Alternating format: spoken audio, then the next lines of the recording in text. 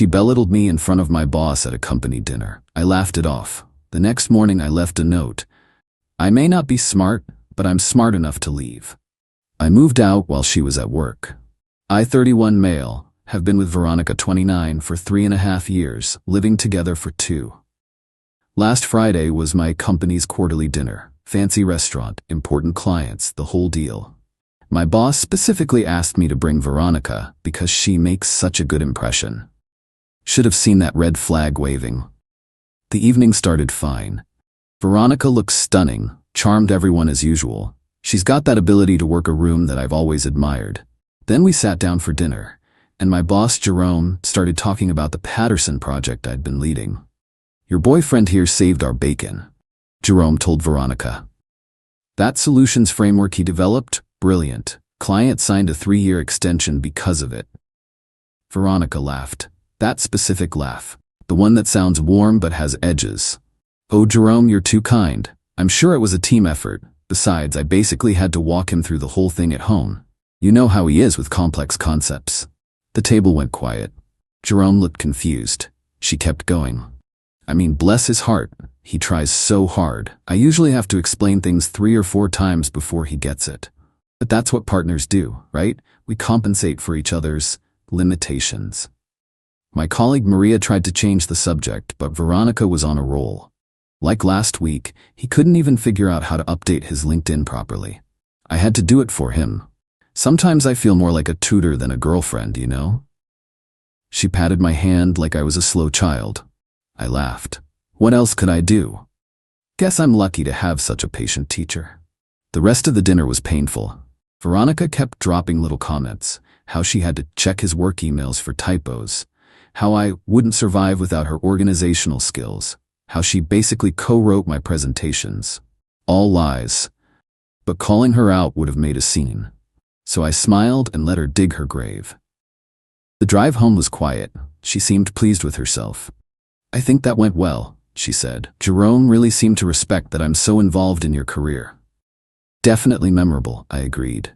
She went to bed happy. I stayed up planning. See, what Veronica didn't know was that her whole facade was built on my infrastructure. Her successful freelance consulting business, run through my home office. Her impressive client roster, built on connections I made and introduced her to. Her professional website, hosted on my server that I maintained. Saturday morning, she left for her yoga class at 9 a.m. By 9:15, I was packing. By noon, I'd moved everything I owned to my buddy Terrence's place. He had a spare room and had been offering it for months. Dude, she treats you like dirt, he'd said after meeting her. Smart man. Left a note on the kitchen counter. V, I may not be smart, but I'm smart enough to leave. Your keys are on the counter. The lease is in your name alone. Thank God for your insistence on that. Best of luck with everything, the idiot. Then I did the technical stuff. Changed all my passwords, removed her access to my home office setup, canceled my credit card, she was an authorized user, updated my mailing address, took my router and my printer that she'd been using for her business. Didn't touch anything of hers. Just took what was mine. Phone started blowing up around 2 p.m. 27 calls, 43 texts. Started with confusion, escalated to rage. Where are you? This isn't funny, we need to talk. You can't just leave. I was trying to help your image. You're so ungrateful. How am I supposed to run my business without the printer? That last one made me smile. Blocked her number Saturday night. Figured that was that. Narrator, it was not, in fact, that. Monday at work was interesting. Jerome pulled me aside first thing. Hey, about Friday night? Sir, I apologize if that was uncomfortable. Uncomfortable? I was furious. Who does she think she is? You developed that framework solo. I watched you do it. Hell, you explained it to me 3 times before I understood it. Turns out, nobody bought Veronica's performance. They saw right through it. Tuesday, got an email to my work address. Subject line, urgent, business emergency. She discovered what happened when I took my equipment and canceled my services. Her website was down. Her client database, stored on my server, was inaccessible. The premium software subscriptions I'd been paying for? Expired. You've sabotaged my business. I have presentations this week. Client deliverables. You need to fix this immediately or I'll sue. I didn't respond. Not my circus anymore, but apparently I should have seen what was coming next. Update 1. The entitlement escalation has been something else. After I didn't respond to her emergency, Veronica did what any reasonable person would do. She showed up at my office Wednesday morning with a laptop and a list of demands. Security called me. There's a woman here, says she needs IT support from you. I came down to find Veronica in the lobby, laptop open, talking loudly on her phone about critical infrastructure failures and professional sabotage. Ma'am, security was saying you need authorization to be here. She saw me. Finally, I have a client presentation in 2 hours and nothing works. That sounds like a you problem. Don't be petty, just fix it and we can talk about us later. There is no us, and I'm not your IT department. She actually stomped her foot like a toddler. You know I need that server access. My whole business runs on it. Should have thought about that before humiliating me in front of my boss. I was building your reputation, making you seem more collaborative. Security stepped in. Sir, should we escort her out? Please. The things she screamed while being escorted out weren't professional. Something about owing her, about destroying her life, about how I'd regret this. Thursday, the real fun started. Got a call from my mom. Veronica had reached out to her, told her I'd had a mental breakdown, and abandoned her without warning, leaving her unable to work or pay rent. Mom's response was perfect. Good for him. That girl was a nightmare. Turns out, Veronica didn't know my family couldn't stand her. They'd been polite for my sake, but they saw what I was too blind to see. But she didn't stop there. She contacted my sister, who laughed and hung up, my college roommate, who told her to lose his number, my ex-girlfriend from 5 years ago, who texted me, "Dude, your ex is psycho." Friday, she escalated again, sent a formal-looking letter via email, not from a lawyer, she couldn't afford one, but formatted to look legal. Demand for restoration of services. Listed everything she wanted. Immediate restoration of server access. Payment for lost business, $15,000. Compensation for emotional distress, $10,000. Return of shared business equipment, my printer and router. A written apology for professional sabotage. The kicker, she claimed we had a verbal contract for IT services in exchange for business mentorship. Forwarded it to my lawyer friend, Damon. He laughed for 5 minutes straight. She wants you to pay her because you stopped providing free services after she publicly humiliated you? That's bold. Weekend was quiet, too quiet. Monday morning, I understood why. She'd gone nuclear, full scorched earth. Remember those client connections I'd introduced her to? She'd emailed them all, claimed I was mentally unstable and had stolen proprietary business data. Warned them not to work with me. One of those clients, Harrison Wells, my mentor, guy who got me my current job, he forwarded me her email with one line, "This your ex?" Called him immediately. He was laughing. Kid, she sent this to 12 people. Know what they all have in common? They're your connections, not hers. She just burned every bridge you built for her. He was right. By noon, I'd gotten messages from every client she'd emailed. They were all variations of, "Is she okay? Thanks for the warning about her. We're terminating our contract with her immediately."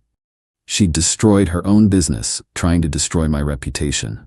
But the best part came Tuesday. Remember how she insisted the apartment lease be in her name only? "I need to build my own credit," she'd said. "You understand, right, baby?" Yeah, about that. Got a text from an unknown number. Her best friend, Sienna. Are you seriously gonna let her get evicted? Evicted? Turns out Veronica hadn't paid rent in 2 months. She'd been using the money I gave her for our half for other things. Probably those designer bags she kept buying. Without my half, which I'd been giving her in cash like an idiot, she couldn't cover it. Without her business income, which died when she emailed those clients, she was broke. Her solution? Demanding I pay what I owe for breaking our living arrangement. Sienna sent me screenshots of their conversation. Veronica was convinced she could force me to pay because he can't just abandon shared responsibilities. Except it wasn't shared. Lease was in her name. I was never on it. I have text messages of her insisting on this arrangement. Wednesday, yesterday, got another workplace visit. Not Veronica this time, her mother, Diane. Diane's a piece of work, thinks her daughter walks on water. Marched up to reception demanding to speak to me about the situation. I agreed to meet her in the lobby. Public place, cameras everywhere. How could you do this to my daughter? Do what, exactly? Leave her homeless. Destroy her business. She's having anxiety attacks. She humiliated me in front of my boss and colleagues. I left. Everything else is consequences of her own choices. She was trying to help you. Make you seem important. By calling me stupid? She never said that. I pulled out my phone. See, one of my colleagues, Maria, had recorded part of the dinner. Not maliciously. She was getting video of Jerome's speech for the company newsletter. But she caught Veronica's performance in the background. Played it for Diane. Her face went through several stages of grief. Well, she didn't mean it like that. How else could I have to explain things 4 times before he gets it mean? Diane tried another angle. She's going to be evicted. You have to help. No, I don't. She wanted that lease in her name only. She's a strong, independent consultant who doesn't need a man, remember? Her words. But she needs you. Should have thought of that before treating me like an incompetent child in public. Diane left, but not before muttering about sensitive males and fragile egos. Last night, around 10 p.m., got one final text from that unknown number. Different one this time. Hey man, this is Jake from V's building. She gave me your number, says you have her spare key? She's locked out and the super won't help because of the eviction notice. Can you bring it by? Nice try. I never had a spare key because the lease was in her name only, remember? She wouldn't give me one. I trust you, baby. But I need my independence. Didn't respond. This morning checked LinkedIn. She'd updated her profile. Now lists herself as independent consultant, rebuilding after domestic sabotage. Domestic sabotage because I took my own router. The entitlement is staggering. She really believed she could publicly humiliate me, and I'd continue being her combination, IT department, bank, and ego booster. We'll update if more happens. But honestly, I'm just enjoying the peace. Terrence and I are having a gaming tournament this weekend. Haven't done that in 2 years because Veronica thought video games were childish. Turns out, I'm smart enough to know when I'm happy. Final update. This is probably my last update because the situation has resolved itself in the most karmic way possible. After the LinkedIn domestic sabotage nonsense, things got progressively more unhinged. Veronica created a whole narrative where she was the victim of an abusive tech bro who used financial control to destroy a woman's career. She started a blog, Surviving Economic Abuse, My Story. In it, she claimed I'd trapped her by making her business dependent on my infrastructure. I'd isolated her from professional contacts, the ones I introduced her to. I'd gaslit her into believing she needed my help. I'd strategically abandoned her to cause maximum damage. The comments were interesting. Most people smelled BS, but she had a few supporters who'd clearly only heard her version. Then she made a crucial mistake.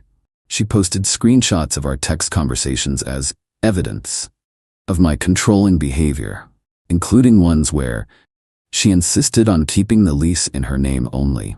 She asked me to introduce her to my professional contacts. She demanded I pay for various software subscriptions because it's for our future. She told me not to attend certain networking events because I'd embarrass her with your social awkwardness. She thought these proved her point. Instead, they showed the truth. Harrison Wells, my mentor, saw the blog. Called me laughing. She really posted evidence against herself? That's bold. But here's where it gets good. Remember how she torpedoed her business by emailing my contacts? Well, one of them, Patricia Hendricks, is a pretty big deal in our industry. She runs a consulting firm with about 200 employees. Patricia was not amused by Veronica's email about me being mentally unstable. Even less amused when she saw the blog post claiming I'd isolated Veronica from professional contacts because Patricia had emails, lots of them, where I'd introduced Veronica, vouched for her, praised her work, where I'd specifically asked Patricia to consider Veronica for projects. Patricia doesn't suffer fools. She commented on the blog post, professionally destroyed every claim with receipts. Ended with, Miss V, you've publicly admitted to using your partner's resources while simultaneously demeaning his intelligence. You've shown evidence of financial exploitation while claiming to be exploited. I recommend removing this defamatory content before actual legal consequences follow. The blog went private within hours, then disappeared entirely. But Veronica wasn't done. She had one last play. She applied to my company for a position in my department, listed me as a reference. The ball's on this woman. HR called me, very confused. Did you actually agree to be a reference for your ex-girlfriend who tried to file a harassment complaint against you? I absolutely did not. Turns out she'd not only listed me as a reference, but claimed we'd collaborated on multiple successful projects, and that I could attest to her strategic thinking and problem-solving abilities. HR's response was basically, yeah, no, but she'd applied to other companies too, and listed my colleagues as references, without asking any of them. Maria texted me, your ex just put me down as a reference. The audacity. Jerome was less amused. I got a call about Miss V, told them about the dinner party. They thanked me for the honest assessment. She'd basically blacklisted herself from our entire industry in a 2-week span. The eviction situation resolved itself too. She'd tried to fight it, claiming economic hardship due to domestic sabotage. The court wasn't impressed, especially when the landlord's lawyer pointed out she hadn't paid rent in 3 months, not 2. Predating our breakup, she'd been using my money for other things the whole time. Last I heard through the grapevine, she'd moved back with her parents. Put out a Facebook post about starting fresh after escaping a toxic situation and learning to trust again after financial abuse. Her mom, Diane, commented, "So proud of you for surviving." My mom saw it and commented, "Surviving what? Taking responsibility?" Diane blocked my mom. Mom thinks it's hilarious. The best part? Last week, I got a promotion. The Patterson project I'd led was such a success that they created a new position just for me. Senior Solutions Architect came with a 40% raise. Jerome made a point of announcing it at the company meeting. This promotion is entirely merit-based. No one helped him. No one held his hand. He earned this through intelligence, innovation, and hard work. Pretty sure that was a dig at Veronica's dinner party performance. So where are we now? I'm in my new office. Yes, I got an actual office. Still living with Terrence, but looking at my own place soon. The raise makes that very feasible. Veronica is living with her parents, no business, no references, and a reputation in our industry as that woman who tried to destroy her ex and destroyed herself instead. She still occasionally tries to contact me through random numbers. The last message was about how I owe her for all the emotional labor she did in our relationship. I don't respond, just screenshot and save. Damon, lawyer friend, says I have enough for a restraining order if needed, but honestly, she's not worth the paperwork. The funniest part? She's apparently telling people she escaped from me, that she's rebuilding after abuse. Meanwhile, everyone who actually knows us knows the truth. She publicly humiliated me. I left and she imploded when she realized I was the one holding her life together. The lesson? When someone shows you who they are, believe them. When Veronica called me stupid in front of my boss, she showed me exactly what she thought of me. A useful idiot, a resource to exploit. Turns out I'm smart enough to see that now. Smart enough to leave. Smart enough to let her face the consequences of her choices. And definitely smart enough to never ever date someone who thinks public humiliation is helping my image. Thanks for following this weird journey. Gonna go enjoy my new office and my drama-free life. Peace out.